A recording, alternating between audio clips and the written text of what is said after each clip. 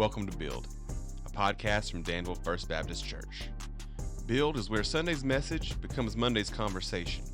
Each episode, we dig deeper into what God is teaching us, talk about how it shows up in real life, and help you keep building your faith beyond the weekend. Let's get started. Welcome to Build, the podcast of FBC Danville, where we aim to build on Sunday's sermon, but ultimately build on our relationship with Christ. And today we were back in Mark 9, picking up in 33. Yep. Hey, I remember that. And this was,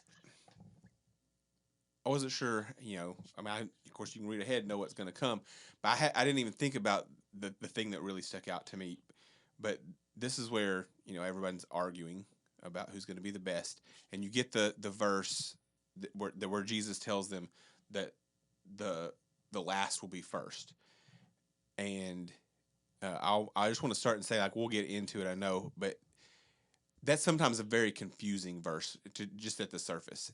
And so I walked away with an even better understanding, I think, of what was actually being said there.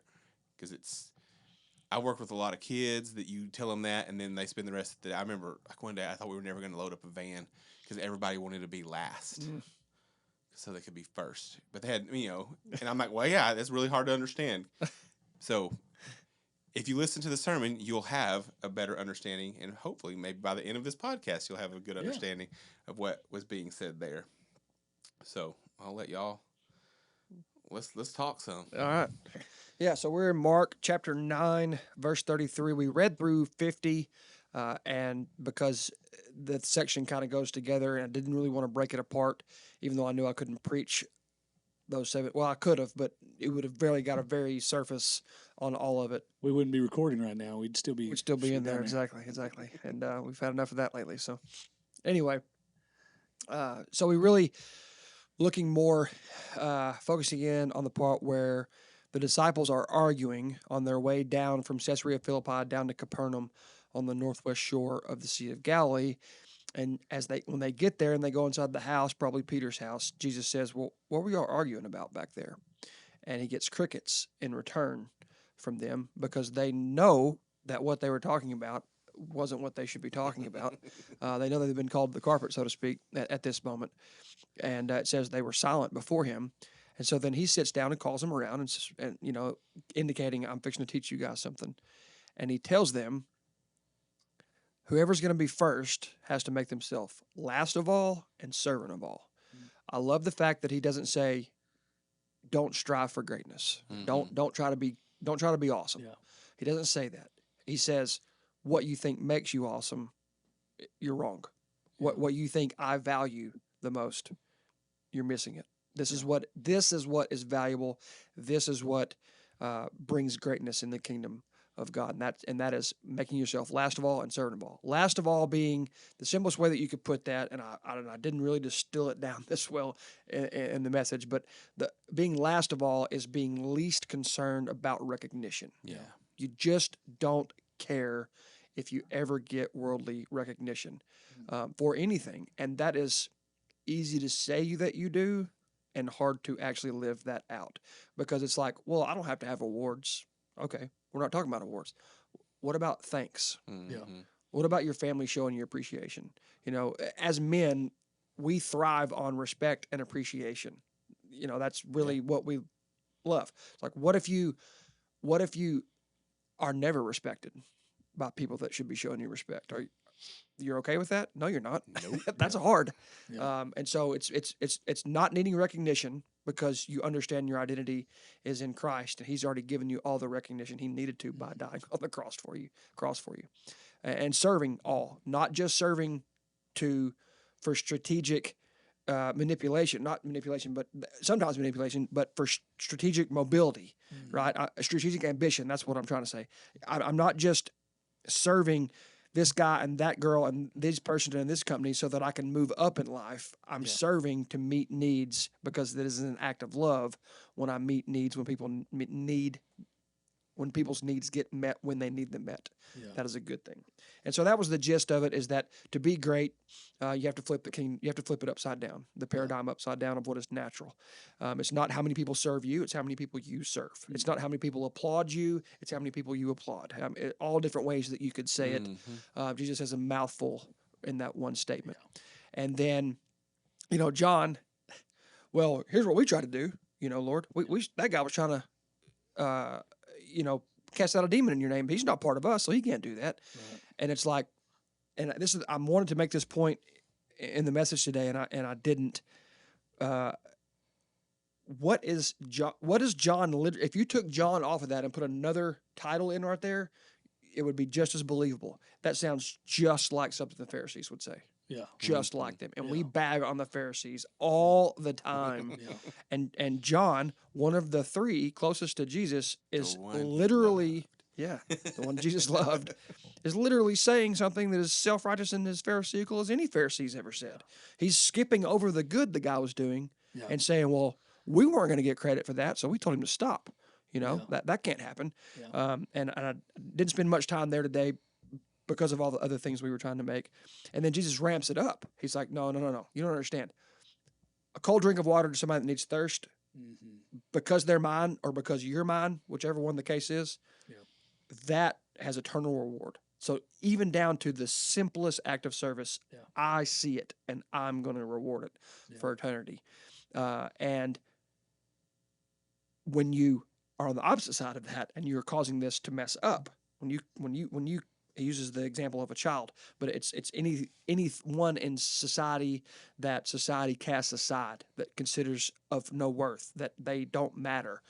When your desire to be great or your desire to have more gets in the way of them seeing me, this is how big of a deal that is. It'd be better off if you just hung an anchor around your neck and drowned than to do that. That's pretty severe. That's a pretty severe way of Jesus to say that. And then he goes on and keeps ramping that up, which we didn't get into today, which will be the message for next. I think will be the next message for next week. We'll see if that's what the Lord wants or not. But that's where I feel like it's headed. So anyway, how to be the greatest, you serve. And we talk about that all the time. It's one of our 3 words. It's one of our 3 words because there it is right there in black and white, folks. Right. Jesus said to do it. And so that's where we were. Red, white, and some Bibles. Yeah. That's right. No, it's good. I thought it was a good word. This is something that gets me fired up, and I'm passionate about it. But even while you were just talking, I thought it's one thing to be this servant and not care about recognition and feel like you're doing that well, but let's get down to some practicality in today's world. And so I'm going to say, like, both of us are coming out of the world of coaching, and coaching late in my career as I got wiser and more people focused. Still wanted to win a lot of ball games, but really tried to focus in on people and honoring Jesus in the way we do our job. We adopted a slogan in our program that, great leaders take less than their share of the credit and more than their share of the blame. Mm-hmm. And, that was something that I wanted to really model to my kids, and, felt like, it was on the surface. I know this is right. It's easy, but then we find out what your heart set is, what you really believe, when then later someone comes along and something that you've already taken responsibility for, like, hey, look, oh, that was a great play. You won the game. Yeah. Our players really stepped up. They really, they made a nice adjustment to whatever we had drawn up. They did a good job. And then, the next play, you drew up the right play, and sometimes the right plays don't work, and you draw it up, and the kids run it right, and it doesn't work, and you say, hey, that's on me. I felt like that was the right play. It didn't work out. The kids did what they were supposed to do. I should have came up with something better. Mm-hmm. Okay, well, that's the right thing. That's our mantra. Right. That's our thing. I'm going to take. Well, then what happens though when that parent who's got an agenda, and they come and say, well, I haven't heard you say we lost that game the other night because of you. Okay, well, now it's time to put into practice what I really believe. Right. Because the truth is, you're coming at me like that. Let me tell you what I really think. I really think I drew up the perfect play, and your kid went left when he was supposed to go right, and he knew that because that's what the play designed. But you can't. If the mindset is, well, I'm just doing this because it's the right thing to do, that's going to be your response. Right. But when that parent comes to you and they're mad and they're angry, well, now it's a chance for you to really do what Jesus is talking about, which is like, well, did you just say that because it was the fake humble thing to do and it was going to get people to respect you? Oh, look how much he loves his kids. Look how he always protects them. He's an umbrella over them. Or do you really believe that it's my job to absorb things that they shouldn't have to? And that's hard. Mhm. It's hard to not defend yourself. And it's no different in the spiritual world. Right. I'm trying to do things the right way. Well, someone comes and says, well, this didn't work. Well, obviously that's not what I had planned. I realize it didn't work. You realize it didn't work, but we're doing what we can. So I thought, man, that's really, it just takes it to another level. Mhm. We can do the right thing, but when things get hard, can we continue to think of ourselves last? If someone in this group is going to suffer, it's going to be me. I will suffer so that they can thrive, so they can excel and exceed. And if that's not your mindset, then I'm just going to say, like, one, you don't belong in ministry. If that's not your mindset, I mean, does that cut coaching career short sometimes? Probably. Does it cut ministry short sometimes? Probably. But the reality is, that's what Jesus says. If you want to be great, quit trying to build a brand, make the most money, love people well, sacrifice for them, and then trust God with whatever comes, good or bad, for you and for those that you love. And man, it's so easy. I could talk about this for months, but doing it for 5 seconds is harder than talking about it for 5 hours. Right. It's just it's tough. That's what makes. That's why Jesus says, "I value this," because Right. it's not easy. Right. Right. And you put that in the context of being the greatest at anything, and we joked around about some sports references at the beginning of Yeah. the message and all that. Like, we understand that greatness comes with a cost in worldly sense, right? Like, Michael Jordan didn't win 6 championships, 2, 3-peats because he was lazy, because he didn't work hard, because he didn't put in the time. Like, he did. It takes all that work to be great, and so it's different, but it's no different when Jesus talks about it. So he's not throwing out some flippant thing like, "Oh, I'll just be last and I'll be a servant." Like, okay, yeah, that'll be easy, and then I'll be the greatest. No, if you're going to be the greatest or the first or the best or however you want to put it, it's going to come at a cost. And Jesus says what it's going to cost you is yourself. And I don't mean like physically yourself. I mean the way, in psychological terms, or even in the Greek, the word would be ego. Yourself, who you say matters. Yourself. It's going to cost you that. You're going to have to die to that. You're going to have to pick up my cross, and you have to live for me. And it's going to cost you. It's going to hurt. It's going to be sacrifice. You're not going to get what you think you're going to get from this. And you're not always going to get what you think you want from this, but you're going to get exactly what you need, which is more valuable. That's right. And learning the difference between those two things is key. Learning the difference between getting what you need and what you want. And you hope that as you sanctify, those things become more similar, that what you want is what you need, that what you're desiring is what Jesus wants you to have. You hope that as you mature that becomes, more and more of a thing, that I'm not trying to climb the wrong ladder with my ambitions and all that type of thing. But yeah, it's going to cost you to do things right.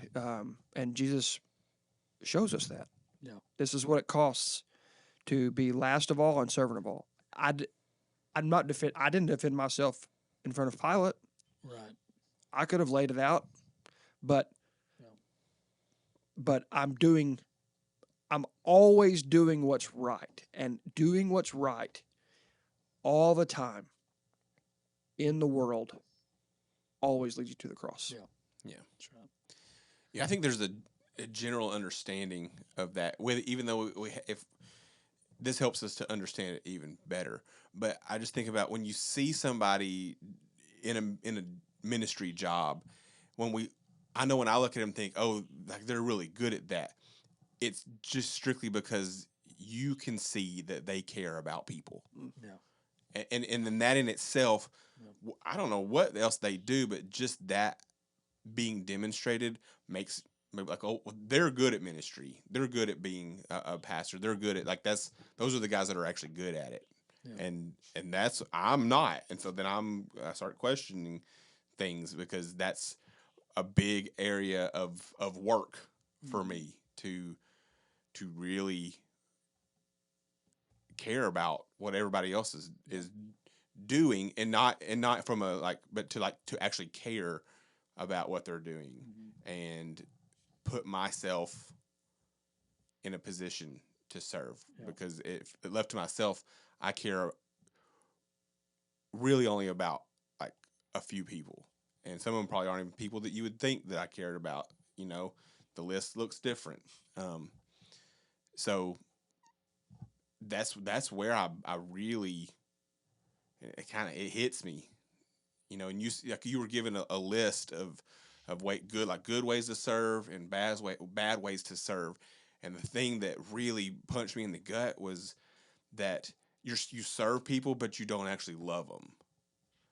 And like, I'm guilty of that a lot. I serve because I'm called to serve, and I go into it, but it's not always that I really care, Yeah. and have that genuine love for them. And then it really, so like that is only, and then we were singing Follow You, and there's that verse, and again it hits me every time.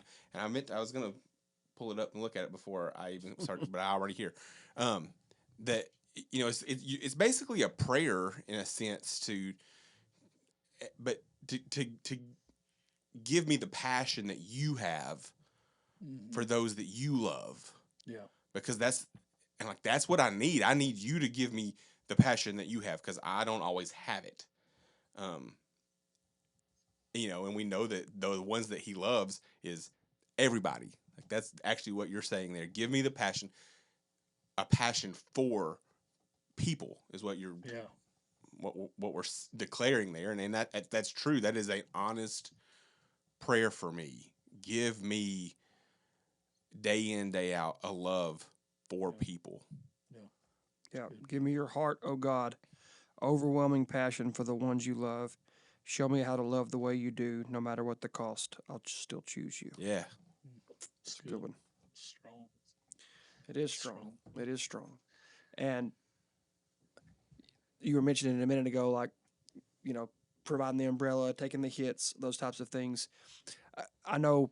I think this is more. Well, I don't want to qualify it. There are times where the hardest part of that is, and not seeking something back from someone. Mm-hmm. Yeah.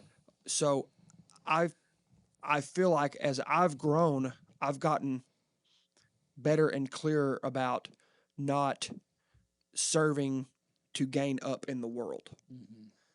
But where it is hard for me, that hits me deep in the center of my sinful nature, is serving from a place of approval and appreciation and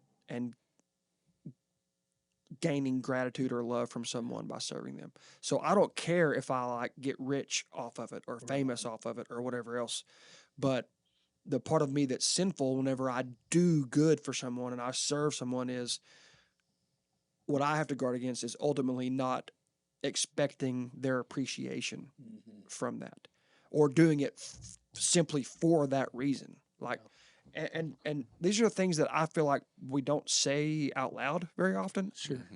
I think often we're distracted and self-deceived, and we have a lack of self-awareness to the point that we don't even realize these things are true about us often. And so that's a point.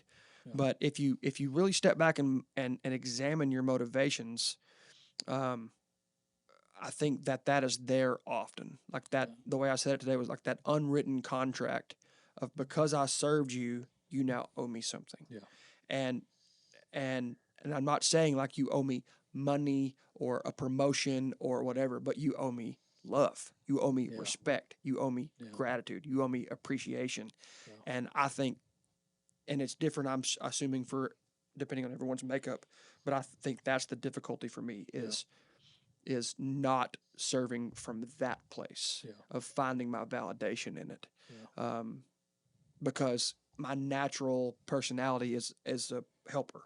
That's Mhm. that's my natural go-to, and so it's easy for me to find that, and instead I don't want to find my validation in how I help others, serve others, how I produce for Yeah. others. I want to rest in my identity in Christ Yeah. because there's actual peace Mm-hmm. in that. He loves me. Yeah. Period. Yeah. And when I remember that and serve out of that, then service is much more joyful Yeah. and much more fulfilling. And there's no strings attached. There's no manipulation attached. There's no I did this so you owe me. And there's just because of that there's more joy in it. And I think it's more prevalent than you realize when you really examine your heart and your words, right? Because we say things, put it in a parent context. Well, after all I've done for you, Mm-hmm. Yeah. Oh man, yeah. and I'm not saying there's Yeah. not truth in that. Absolutely, we like that. That's what we do, And I've seen and heard that so much now that now I'm like, I don't want that to be me. I'm not going to put that on my child. And then a couple weeks ago, I hauled myself all the way 2 hours away to go see a 30-minute choir concert. And then when I get there, my child is more excited to see her friend that lives down the hall from her than to see us. And it kind of made me mad, and the rest of the night I was a little bit I was kind of perturbed. I was put off. But I never it was in that moment though, it was still saying to me, why am I mad? If she asks why am I mad, I'm not going to say because I came all the way here to see you and you didn't have time hardly for me. Mm-hmm. And later somebody, as I kind of talking it through, I was reminded that that's natural because she knows you're going to show up. Yeah. That it was a big deal that friend came because she didn't have to come, and You're supposed to. I'm supposed to. And in the deal, and like I feel like, well, you're right. I would have gone, even if I knew that I was not going to get to talk to her. Like you're just going to come and see this, and then I've got to go over here. I still would have gone. Right. I didn't actually go to get that, but as a human, immediately you're like, well, how dare you? Yeah. This is Right. what I did. Yes. You can't repay that with. It's what I think of, like, and ever since I noticed this, whatever it is, like 10 years ago now, almost 11 years ago now, reading a book on this section of scripture, and I actually preached about it 10 or 11 years ago. You hear that, right? And the how dare you, and the look what I've done, and look, here's my list of all my things. Like the scriptural example of that is the older brother in the prodigal son. Yes. That is exactly what he does. Like, Dad, I've been doing all these things for you. How are you not throwing me a party? Right. How are you not giving me what I want? Yeah. And it's like that in and of itself shows the disgusting nature of your service. Yeah. And that's the very opposite of what Jesus is talking about. And the thing that we've talked about a lot too is that the actions look similar. It looks similar. Just because someone's doing the actions doesn't mean that they're doing it for the right reasons, from the right place. Doesn't mean I am. I mean, any of us, we can all fall prey to this so quickly. Yeah. We quit focusing on what matters, and what matters in that story is the Father's love. Yeah. Yeah. And it might be the same person doing the same act 2 different weeks, and one time they're doing it with the right heart set, Yes. and the other time it's just, I hear some of these things and I'm like, well, that's not me. I don't care about that. Right. But then, like, for me, it's like, let's serve the Lord abundantly. But then when people don't show up, I'm like, well, that's the very least you can do. Like, you owe me at least Your attendance. being here. If I'm suffering, you're suffering with but just that mindset that, like, oh no, I don't care about the pat on the back. No, but I do care about the validation, not in what they say, but in who I see. Mm. And it's hard Mm-hmm. because all of it is so natural. And while you were talking, I was just thinking about, well, what does it look like when it's right?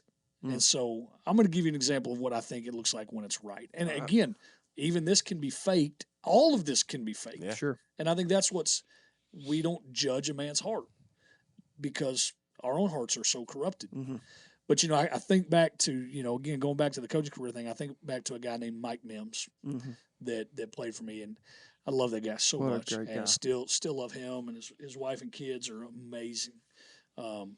And, I think back to the sports banquet his senior year. And, we get done and he's gotten every football award he can get. He's gotten every basketball award he can get. He's gotten track awards. Like he's like burdened And- down. And rightfully so. And we didn't get everything he probably deserved. Right. But he got all these things. And I just noticed like Mike wasn't himself. I'm like, well, this is really weird. Like you just got everything you get. What are you not happy? I don't ever see you not happy. This is as unhappy as I've seen you be. And so finally I just like, hey Mike, man, what's going on? Like you just seem, he said, Coach, probably can't say it without crying. He said, I was just thinking I got all these awards and I don't have anything to give to you.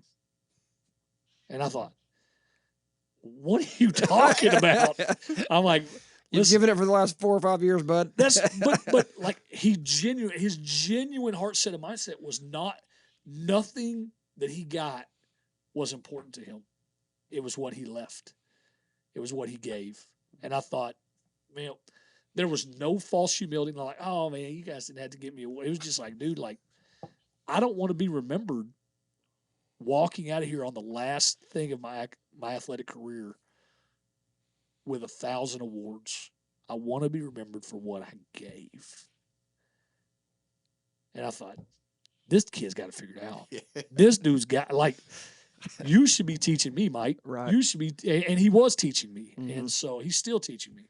And I'm thankful for that. But, like, that's got to be our mindset. No matter what we get. But this is not signing up for a life of never being rewarded. Sometimes you get rewarded. Sure. Yeah. And I, another one of the points that you kind of think about, and because there's two extremes that the gospel gets taken to. Right. And both are wrong. Like, the prosperity gospel where, name it and claim it and Jesus will give you everything you want, worldly speaking. It's like you've literally not read scripture if you believe that. Yeah. But then equally as dangerous or as destructive as that is the poverty gospel. Right. That Mhm. unless you have nothing and you give, and you have no worldly means whatsoever, then you obviously love the world more than you do Jesus. And it's like, neither one of those extremes are right or good. Like Right. you can do, if you're a person of means in this world with your heart loving Christ and loving others, you can do a lot of good with Yeah. the means of the Lord. It's all about stewardship and Exactly. stewarding it well. So it's not about, if you have a lot, then you're bad. And Yeah. if you give up all your stuff, then you're good. You can give up all your stuff and still be Right. the most coveting, greedy person in the world. You're just doing it without stuff. Yeah. Mhm. Yeah. It's all, I, art. I've worked with two different people. One of them one time had a conversation. He was real burdened. I'm like, what's going on? And he was wrestling with this idea that he wasn't trusting God enough because he was serving in ministry and that he was not allowing God to provide for him. He was, and because he got paid for his ministry. And I said, I don't know. I look at that is God providing for me. He has put me in this position Yeah. to do this work and made sure that I'm compensated. Like that's how he's providing for me. Yeah. And that kind of sufficed. He'd never thought about it that way, but he just thought he should be out here starving, the poverty gospel. Right. Like I'm starving for Jesus. And I don't think that's it. And then had another coworker that gave up a lot when they were called to the ministry, a lot of finances and a lot of stuff. But I noticed after a while that they were sure to tell that. Right. They reminded people of that often. That was always part of their story, what they had given up Yeah. to be where they are now. Mhm. That's okay. Sometimes somebody else may need to hear that. Sure. But that can't be The identity. yes, you're right. Yeah. Yes, That's the thing about all of this Mhm. that kept weaving through the thread of everything is it's like, what is your identity? What are you resting in? What are you trusting in? What is your faith in? It's all the same thing. Like when your identity is Christ, the stuff that doesn't matter falls away. Yeah. Mhm. And when your identity is in self, which is really the only other option, and that's when you need the stuff. You need the validation. You need the love. You need people to tell you that you're doing okay. You need people to tell you thank you. You need the plaque. You need all the things. You know what I mean? And I used Wayman as an example Yeah. this morning, and could have talked about that a lot longer. But Sure. you know, truly one of the most humble human beings I've ever known. Yeah. You know, knew a lot, did a lot, had an interesting story, stories, many stories. I miss his stories. I miss his presence in general. Had a very calming effect on my spirit just in general. But you know, and people that have been around and pay attention know how much he's done for the church. But you know, he passed away in May. When he passed away, it was in May. The year before, in July, on his birthday, we did a birthday celebration for him. And like,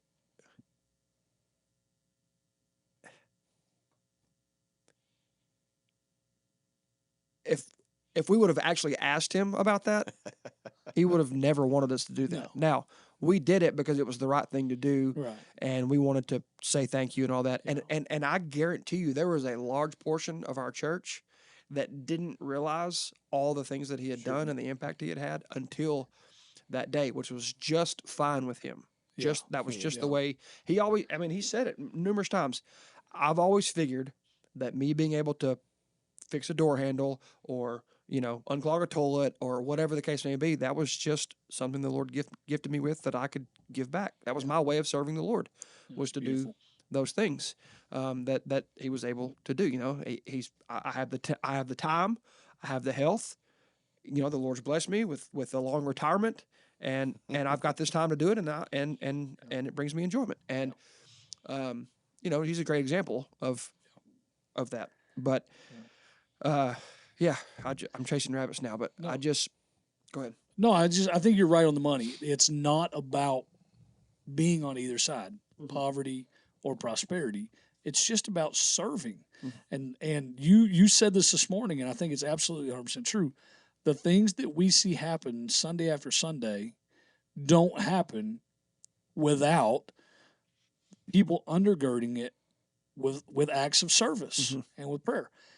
And also, things don't happen that happen on Sunday without people being out front and on stage and preaching the message and leading the worship. So there's not more power or prevalence in either one of those. It's simply obedience. Yes. And we can be behind the scenes and be right with God, or we can be behind the scenes and be wrong with God. And we can be on the stage and be right with God, or we can be on the stage and not be right with God. It's about the relationship. Yes. And I think that's what's so important. There's no greater, in my opinion, there's no really greater worth put on the one on stage. Some people are gifted for the stage, but the heart of ministry and the heart of service isn't different because you're on stage, or if nobody sees what you do, but you consistently serve. And some of those people, honestly, have had the greatest impacts on my life. Right. I was going to say, like, there's an easy teed up example of this for us to share, and he's another one that will not like us talking about him or sharing his name. But you know, being on stage is on the platform is the visible act of service, and that is service. That It is. I mean, Yeah. when you've been called to that, gifted to that, and given the opportunity for that, that It is can your be. right. Yeah. Right. Yes, that's what I mean. Yeah. Like it is, when done with the right heart, it is serving. Okay. It can be self-serving too. Don't get me wrong. Sure. Yeah. Very self-serving. You got to be careful with that. I think the more visible something is, the easier it is to be self-serving. Yeah. It's a in trap. that. It's a trap. But you want to talk about a guy who's done a ton of ministry in this church, but the vast majority of people that just are on the outskirts of it have no idea wouldn't know his face if it was right in front of them unless they've grown up here, is Tom May. Yeah. I mean, the guy is always literally behind the scenes because Yeah. he's behind the camera, and he has done so much good in this church for our community. You know, even from sports games to weddings to graduations to filming 99.99999% of what takes place in this church. You don't think of the ministry, the extra ministry that has taken place, the needs that have been met by the hearing of the preaching of the word, by hearing the singing of the songs of the Lord, by seeing the things that take place in the church, like all the hundreds and hundreds and hundreds of people's lives that have been impacted because he knows what his gifting is, and it is an act of service because I'm telling you, there's not been one single time that I've ever asked Tom to be here and film something, whether it was pre-recorded worship services for COVID to funerals of loved ones and anything else that we could come up with that he didn't say yes to. Yeah. And it's not that you have to always say yes, but it's that that's his gifting, that's his thing. call. And if he is available and it's not at a detriment to his job or his family or what, because you have to be discerning. Right. You have to take those other things into account. But if it's sacrifice his convenience, his maybe entertainment or his enjoyment or for this other thing over here, if he can find a way, he's going to find a way to serve. And you want to tell me what I do and have done on Sunday mornings is more valuable than what he does? You're out of your mind. Yeah. You're absolutely out of your mind if you believe that. Yeah. That is just not true. And that's not me like trying to pump somebody up and, Yeah. and fake humble myself. That's Right. truly how my heart Right. feels. And Right. that's just an example. Todd Sanders is another Yep. one. Yeah.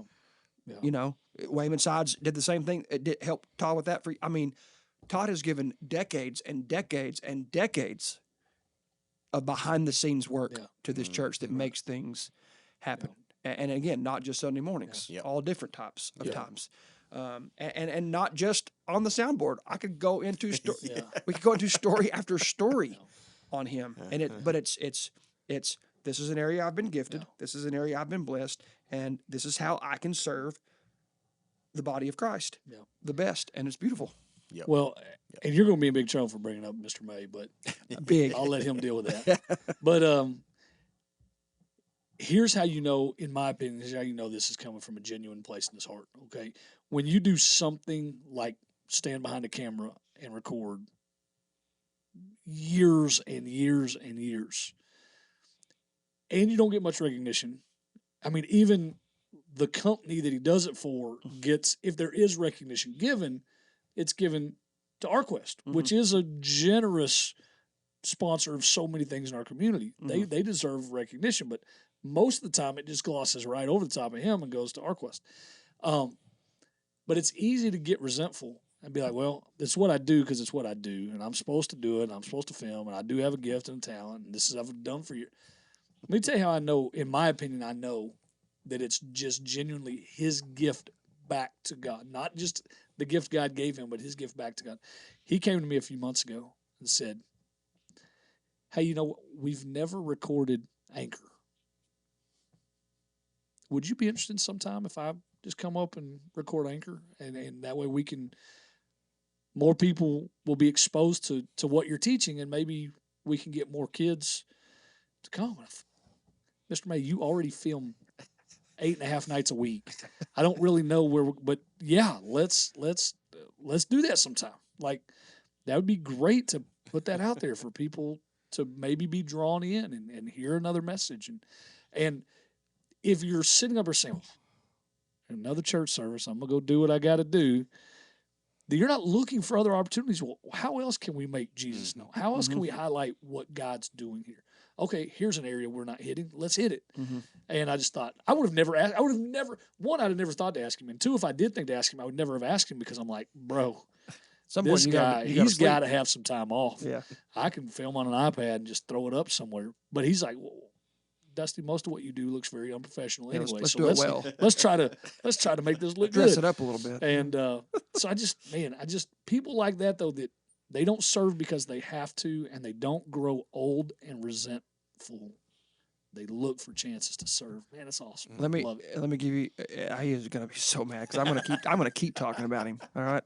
So one, he's also hilarious. Okay. Oh, So this is my third or fourth week preaching in a chair.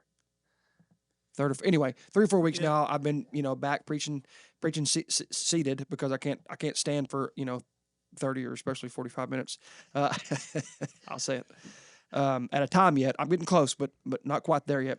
Well, after the first message back, he texted me afterwards and he said, "Man, easiest service I've ever filmed." Because I was seated the whole time, couldn't go anywhere. I love You it. could just click and just there I am. Yeah. And like his sense of humor is a gift also, and I enjoy that. But here's another thing too, right?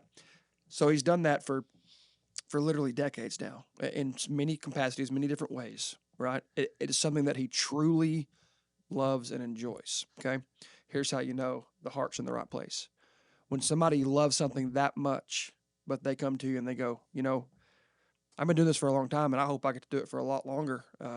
But if it ever gets to the point where you think somebody younger needs to come in, or we need to add somebody to this, or you think it would be better for the church if I turn this over to someone else, I need you guys to let me know.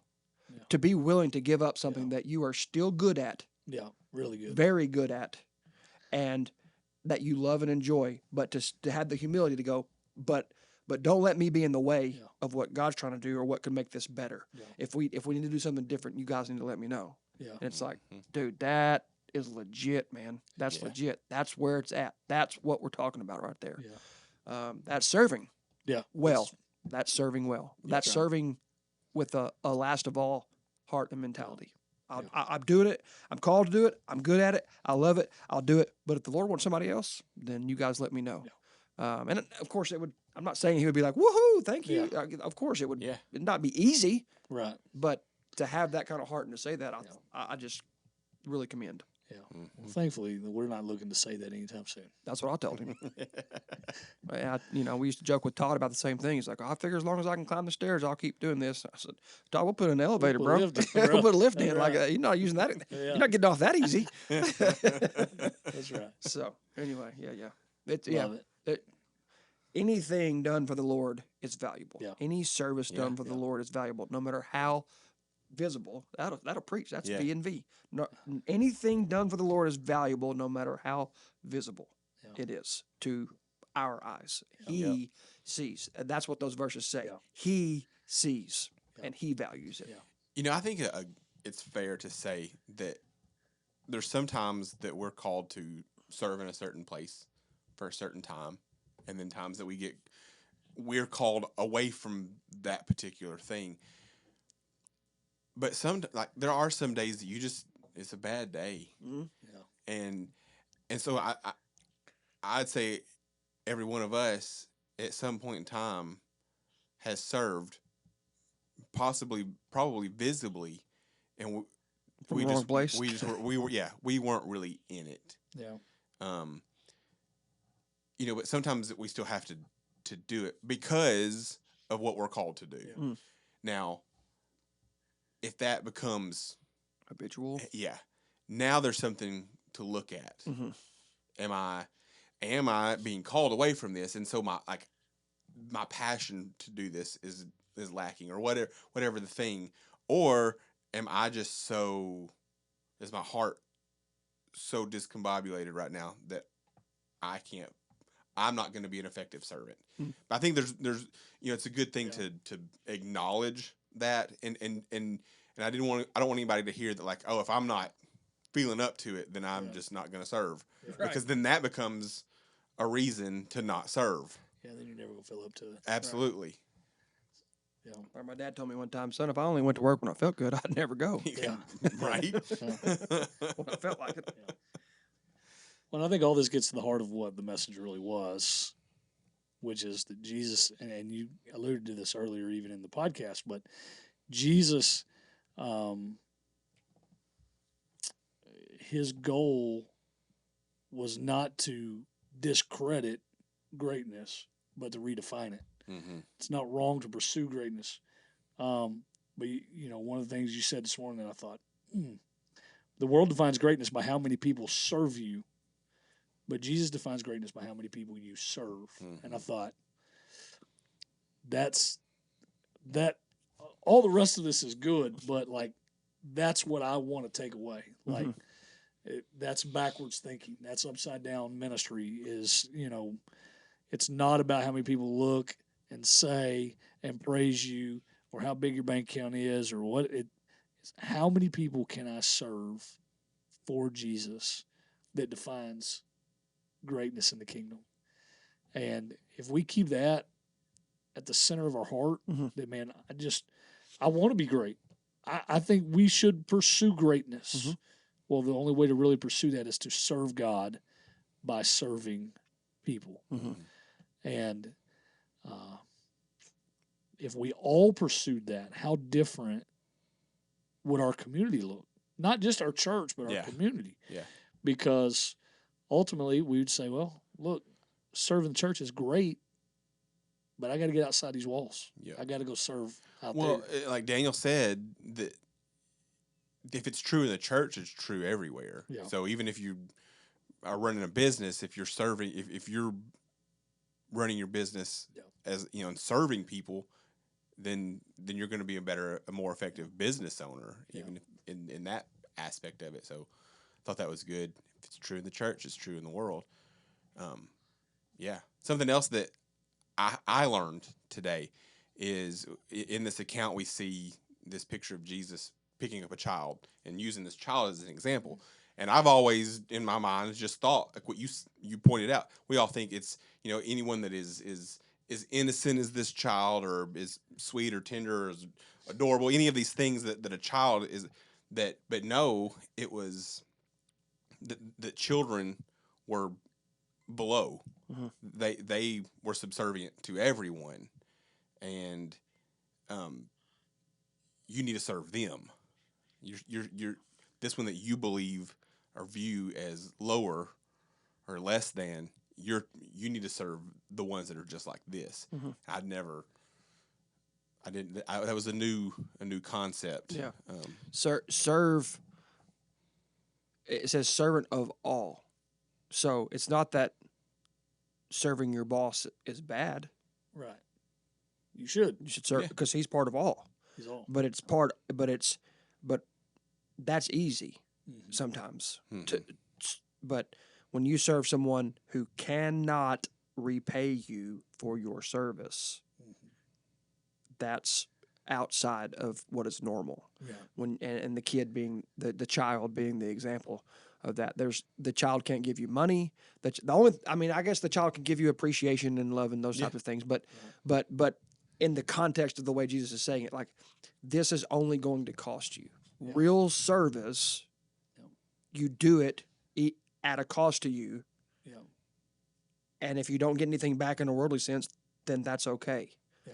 And when you view it that way and do it that way, the more times you do that, the better. And you used a good example, and I maybe, again, we're getting the end of the time, and I may be diving into something that's too big. You pointed, when you were pointing that out, in that's countercultural to us now. Right.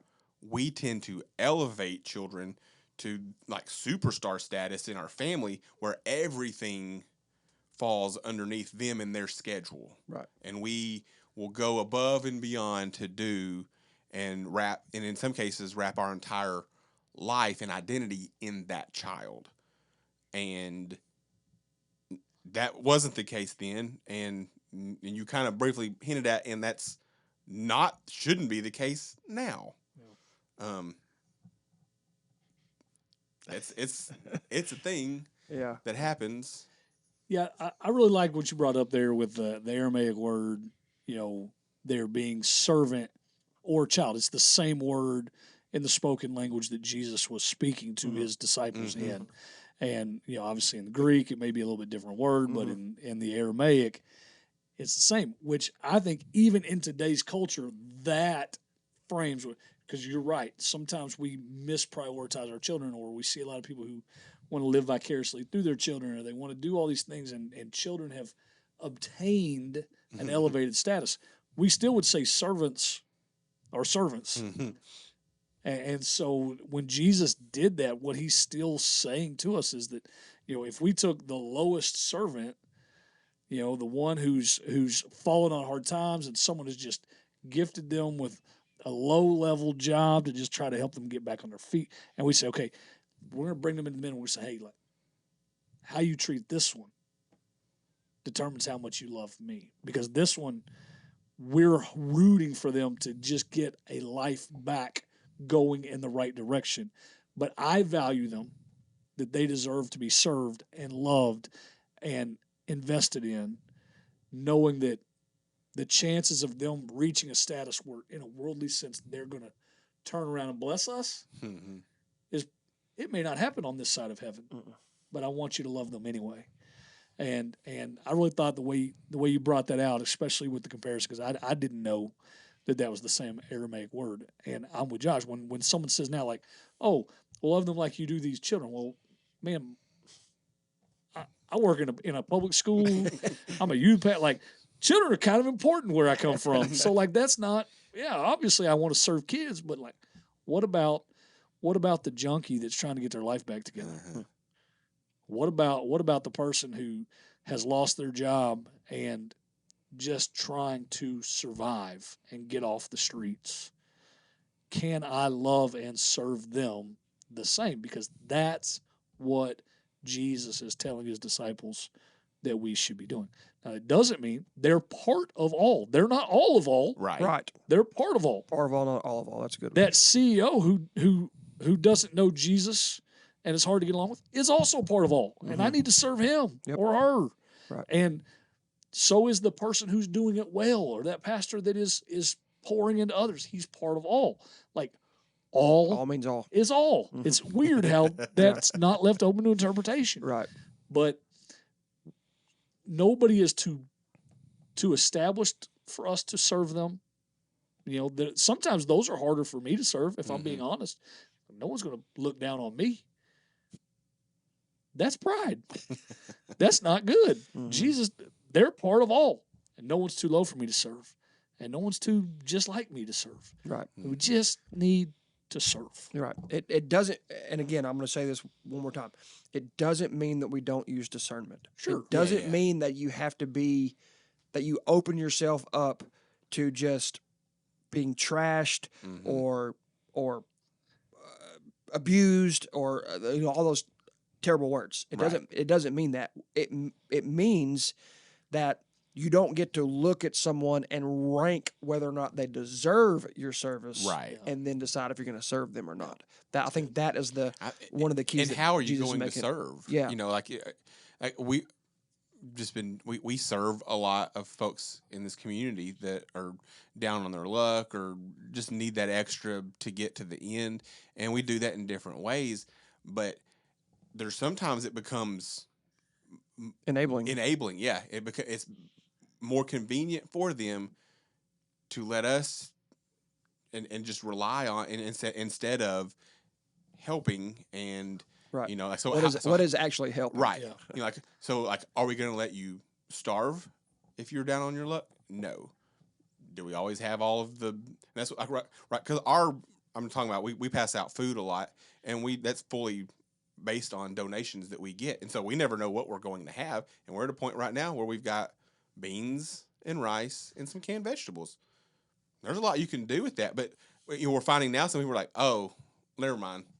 Like, look, they didn't really want that, but we're still trying to serve in a way that we can. Yeah, you don't serve to the point of enabling sin or bad habits or destructive behavior and say, well, I'm called to serve all, so it's okay that I do this. No, that's foolishness. You can't be foolish with what you do and how you do it. So we're never called to enable sin ever, and we also don't want to enable anybody's foolish behavior, and we wouldn't want someone doing that for us either. So you can't serve indiscriminately and call it love. That's not what this is. That it's not helping at any and all cost. Right. It's not. Yeah. That's not what it is. Yeah. It's that you're never too good or too low to serve anyone. Right. It's the value system Yeah. of it all, not that you have to.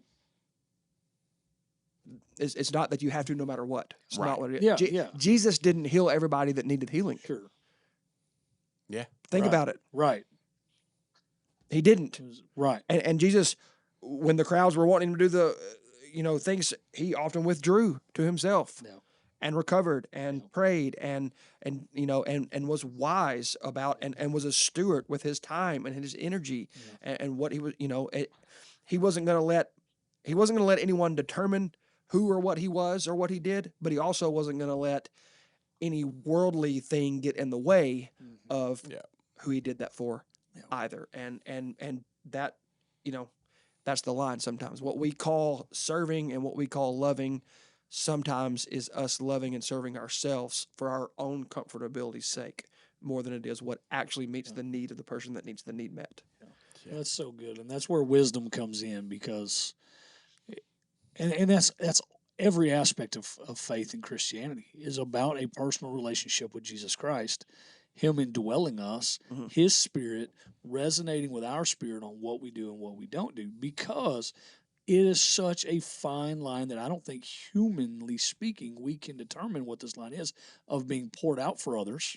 I'm willing to be taken advantage of so that other people may hear the gospel or so that other people may receive Christ. But I also, you hit on this right off the bat this morning, is that sometimes the most loving thing we can do is be truthful and say, look, here's the deal. Like, I do love you and I could give you this and you're going to, use it on whatever, and that's not helping you.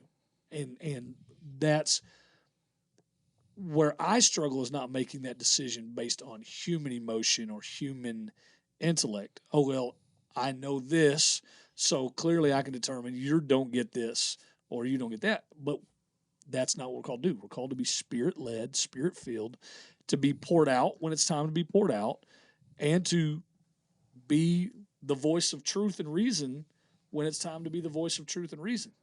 And so I don't know what that looks like. It looks different, I think, in every situation, but I think that's the balance that we have. And that's why everything in Christianity is relationship based, and it is people forward. It's not rules and regulations and a man-made religious code to get to heaven. Right. It's how can I wisely serve those in my community to point them to Jesus. Right. And sometimes that means I do something that isn't smart, right, but it's wise, is what I've been called to do. Yes. Yeah. And there's times that I have to say, as much as I want to help you, this is what I think you need. I mean, when Peter was walking by the crippled man, he said, give me some money. And Jesus said, or Peter said, good night. Well, I don't have any money, but what I got's better. Right. And he gave them what they needed, not what they wanted. Right. And that's what we're called to do as believers. Yeah. It's a relationship. It's an ongoing relationship. And it's the daily dependence on Him and His guidance and His Spirit leading us. That it's not a rule book. It's not a checklist. It's not religious. It's just not religious. Right. Where you do something. When I mean religious, like you can just do these things and you get these outcomes. That's what religion says. Do this and you get that. A plus B equals, whatever. And that's not what it is. Because some days what's true and good and right is always true and good and right. But how that is delivered to someone and when it's delivered to someone and who it's delivered to changes depending upon the situation and the things that are beyond our knowing and control. And sometimes the Spirit may say, do this, and sometimes it may not with people and how you serve them and those types of things. But telling the truth is always right. Yeah. Saying the truth in grace is always right. Giving something good to someone to help them when they're in a time of need, that's a good thing. Like there's certain principles, that kind of bear out, but it's just not so it's this person that, okay, so I'll do this. Right. It's not Yeah. that. That's religious. Yeah. That's Yep. inputs and outputs, and it's a relationship, Yeah. and that's where the beauty is. Yeah. It's where the tension is also, because it's not easy, Mhm. but that's where the beauty is. Like, I'm daily depending on Jesus, and some days I do that very poorly. Yeah. Some days I do it pretty well, and everything in between. And that's why we have to rely on God. Yes. And we know our tendencies. You know, my tendency is I want this sounds stupid. I don't even know if I want to say it. I want to be poured out for people. I want to be extreme in my willingness to be put out for other people. But I'm not good sometimes at truth and love. I'm not good at saying, like, bro, no, I'm not willing to help. Not because what you're doing is wrong, but because if I do this good thing, is going to lead to you doing this bad thing. So, like, other people are more wired in that truth and love, and not enough willingness to be poured out. Neither one is better than the other. We both have to get outside of our fleshly comfort zone and lean into what God has for us.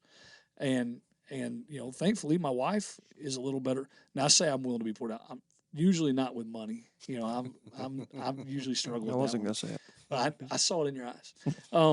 But